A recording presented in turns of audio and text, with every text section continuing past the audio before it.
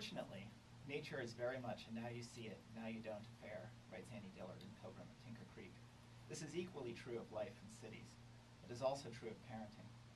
All three are intricate worlds unto themselves, containers of consciousness, definers of perception. But we are never quite able to hold them in our senses.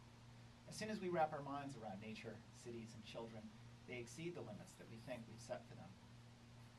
When Lico was 14 months old, after I had been taking care of him for 2 months, San Francisco seemed to shift constantly in and out of focus, and so did my son as he scrambled up the ladder of a baby's developmental stages, and I scrambled to follow him. The babble from Lico's mouth sharpened into words, syllables flashing like sunlight on windows. We crossed the street, and on the other side, he'd seemed suddenly older. Pushing the stroller or hauling him in the baby backpack, I took him to parks and streets in all parts of our city, and to each we showed a different face. In the Mission, Latina moms eyed me curiously and approached me cautiously, and one wondered aloud why I wasn't at work. Every month or so, we'd take the F train downtown to the Museum of Modern Art, where once Lico demonstrated new speed and mobility by racing across the gallery and knocking over a 6-foot sculpture of a paper airplane, which I caught just before it hit the floor. Summoning as much dignity as possible before a score of shocked museum patrons, I set the giant paper airplane back on its dais, took Lico by the hand, and walked at a stately pace into the next gallery. On cool, sunny afternoons, I put Lico in his backpack, and together we'd hike to the top of Twin Peaks, the Marion Mountain that swells at the center of San Francisco.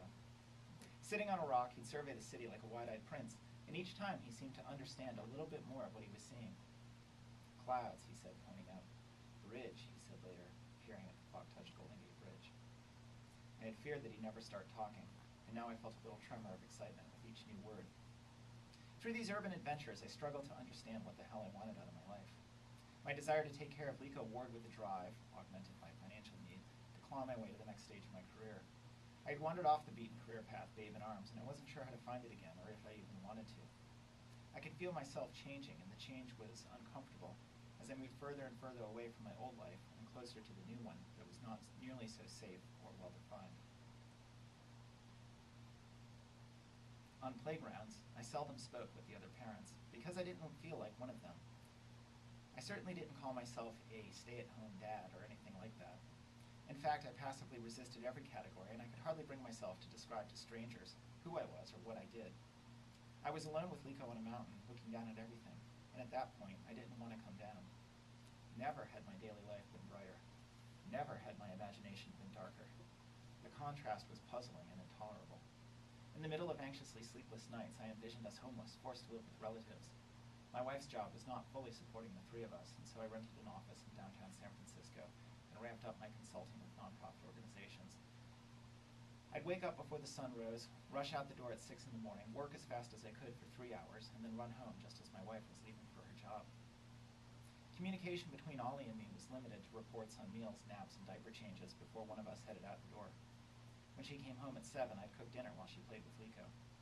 When we finally sat down to eat, she and I were both exhausted. A baby-sized hole had been blown in our relationship, and we hadn't yet figured out how to relate to each other as parents. During this time, I found myself doing a funny thing. Found myself, meaning that thought followed action. I gave away money to anyone who asked for it. $5 to a beggar, $150 to a canvasser for California Peace Action, $1 to the barista who made my $1.75 espresso. Once I found a $10 bill on the Castro Street sidewalk. Without thinking, I turned and gave it to the man behind me. Thanks, he said, and hustled away, maybe worried that I'd changed my mind. Why did I do that? It seems crazy given the uncertainty we were facing. I did not see myself as generous, and I didn't tell anyone about my random acts of kindness. My wife did hear about the donation to Peace Action. At the time, she gave me a look that I interpreted as pained and disappointed. I mumbled something about wanting to stop the Iraq War, which sounded pathetic, even to me. In context, my behavior seemed foolish and even self-destructive. I hid them the way an alcoholic hides a bottle. The comparison with alcoholism might be warranted. I was addicted to giving away money, each donation like a hit of some drug that alleviated my burdens. In the instant I handed over money, my anxiety over money vanished. I felt as if I was floating free above it all. Of course, in a minute, I'd fall back to earth, but that just made me want another hit. A bit of continuity with Jeff's reading here. Obviously, these acts were giving These acts of giving were not motivated by a spiritual love of humankind. I told myself at times that I was just looking for good karma. On a semi-conscious level, I believed that helping others would somehow make people more inclined to help my family and me. I felt that the world was accumulating some kind of debt to me, quite without its consent, and that when I needed to, I could go to the world and ask to be repaid. There's a phrase for this kind of behavior: magical thinking. Maybe the magic worked. I got plenty of work as a freelancer and consultant, grinding away on those bleak mornings, more than I could handle given my responsibilities as a dad. And over time, our financial worries largely subsided. At the same time, the accumulation of daily caregiving tasks, which I've gotten better and better at managing, pushed me to see myself more and more as Lico's caregiver. When Lico was 21 months old, my wife went away for a week and left the two of us on our own. That night, our first alone together, Lico curled up in the crook of my arm as we lay in bed, his small back rising and falling with each breath. I held him, feeling like the bed was a raft and we were drifting along some dark river. In a flash, I felt totally responsible for Lico and totally capable of caring for him day or night in a way that I hadn't felt before. With embarrassment, I recalled a small incident that occurred when Lico was 2 weeks old. The three of us were in bed. I was reading a novel, Michael Chabon's The Amazing Adventures of Cavalier and Clay. My wife was nursing the baby, who was slipping off to sleep. Outside, the Castro bus rolled up the hill like surf, the 24. And we heard the faint voices of people walking on the sidewalk below. Suddenly, Lico vomited all over the bed. Then he started wailing his little lungs out. And what was my reaction to this pedestrian mini-crisis, the likes of which we went through maybe 400 or 500 times more in the year that followed?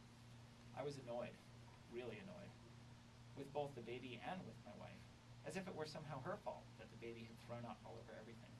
How could they be so rude as to interrupt the adventures of Cavalier and Clay?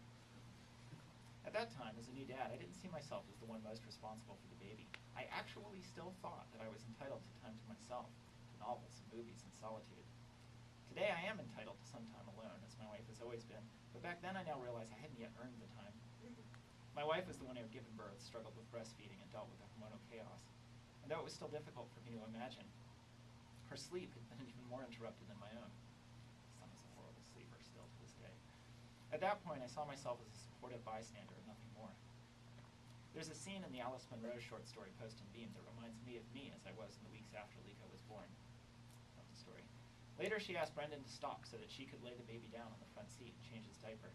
Brendan walked at a distance while she did this, smoking a cigarette. Diaper ceremonies always affronted him a little. I wish I could say that I don't understand Brendan. Of course I do. Munro describes the mechanism fathers use to foist daily childcare onto moms. They lump the baby and mom together and position themselves as above it, like a kind of shop floor supervisor, sitting in a glass-walled office, watching rows of women sew t-shirts. The supervisor says or thinks, "You're doing this wrong. You're not doing it fast enough. Snap out of it. Can't you see the baby's hungry?" I remembered my grandfather's words from an earlier point in the book. "She worked for me," he said of his wife. "I always said, you work for me." Taking care of Lico on a daily basis made me see how foolish and self-absorbed I had been at times during the first year of his life, and I felt ashamed. But when my wife left us alone that first night and I held him in my arms, the new feeling of responsibility and capability that washed over me gave me another feeling of confidence and power. Not power in the traditionally masculine sense of physical force or strength, but as in the ability to do what has to be done. At that moment, that very moment, like flicking a switch, father did not feel like a role that I was adopting, but like something intrinsic to my identity. It didn't feel like anything, really. It was its own thing, my thing, like my arms or my legs. And so was Lico, who I knew would now always be a part of me and who I am. I reckon that most fathers pass through such a moment. Maybe for some it comes naturally and all at once on the day of birth. For others it might come in increments over years and years. To judge from news stories and behavior of some dads I've known, there are of course men who never learn to think of themselves as responsible for their own or anybody else's children. But when I woke up that morning, after my night alone with Lico, I knew that I was a dad and I would be for the rest of my life. And as a result, I felt happier than I'd felt in 2 years, and strangely free.